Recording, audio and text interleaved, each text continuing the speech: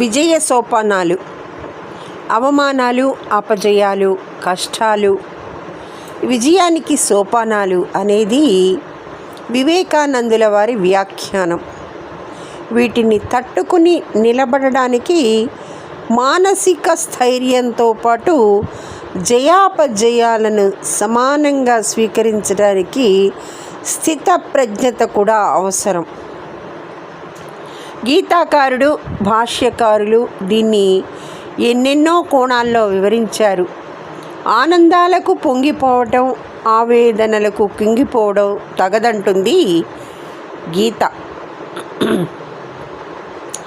గమనించి చూస్తే ఈ వ్యాఖ్యలో అంతర్లీనంగా స్థిరమైన చిత్తం అవసరమనే భగవంతుడి వాక్కు వినిపిస్తుంది.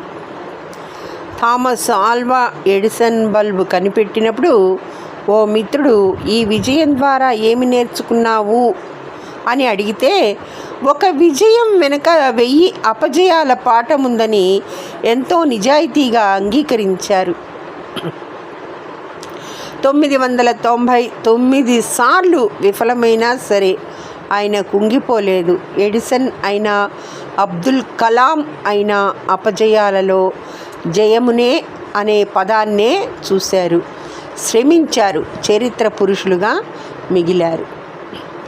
అపజయాలు కొత్త దారులు చూపుతాయి, అన్వేషణలకు అవకాశాలు కల్పిస్తాయి. వనవాసంలో ధర్మరాజు సూర్యుణ్ణి ప్రార్థించి అక్షయ పాత్రను పొందాడు. అజ్ఞాతవాసంలో అర్జునుడు ఊర్వశి శాపాన్ని వరంగా మార్చుకుని విజయుడయ్యాడు. భాగవత రచనలో పరుగులు తీసిన పోతన గంటం నగరిలో ఆమూల సౌధంబులో అనే చోట ఆగిపోయింది. ఆయన విచారంతో భాగవత రచన పరిసమాప్తం కాదేమోననుకున్నాడు. దుఃఖించటం ఓటమికి దారి వేయటమేనని గ్రహించాడు. బయటికి వెళ్ళి ప్రకృతితో సంభాషించి వచ్చాడు.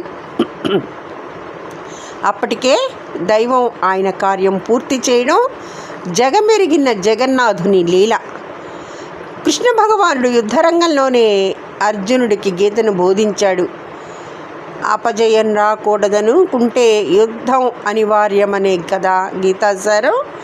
రాముడు వనవాస కాలంలో ఎన్నెన్నో ప్రతికూలతలను తనకు అనుకూలంగా మార్చుకుని సీతను తీసుకువచ్చాడనేది రామాయణం చెబుతున్న జీవన సత్యం. అసహాయత, నిస్సహాయతల సమ్మేళనమే అపజయం. ఒక్క క్షణం ఆలోచిస్తే పరిష్కారం దొరుకుతుంది, ఉత్సాహం వస్తుంది. విజేతలంతా ఓడి గెలిచిన వారే, చరిత్రను తమకు తాముగా సృష్టించుకున్న వారే. సీత జాడను వెతికే క్రమంలో హనుమ, అంగదులకు సుగ్రీవుడు గడువు విధించాడు. ఫలితంతో రాకుంటే తిరిగి రావద్దని శాసించాడు. హనుమ బృందానికే అపజయమే ఎదురైంది. మరణమే శరణమనుకున్నారు.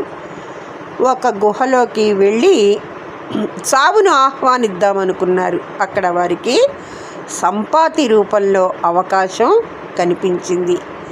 విజయం వారి శ్రమకు బానిస అయింది. ప్రతి సమస్యకు పరిష్కారం ఉంది, ఒక్క మరణానికి తప్ప అంటారు కవీంద్రుడైన రవీంద్రుడు.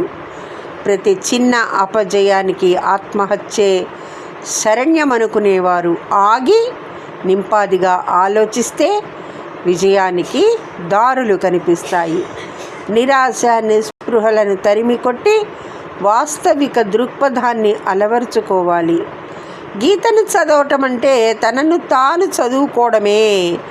మహాభారత, రామాయణాదులు భారతీయ ఆత్మకు నిదర్శనాలు, మనోనిగ్రహ, వ్యక్తిత్వ వికాస పాఠ్య గ్రంథాలు.